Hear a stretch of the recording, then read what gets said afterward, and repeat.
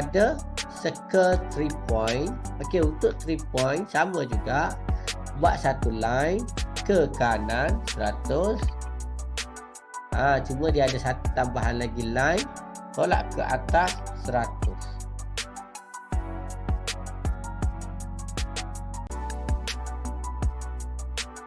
Okey, pergi dekat sini, tekan 3 point.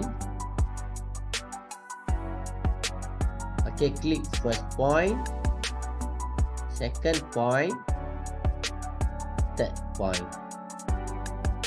Maksud circle ni terbentuk daripada 3 point yang kita select tu. Okey.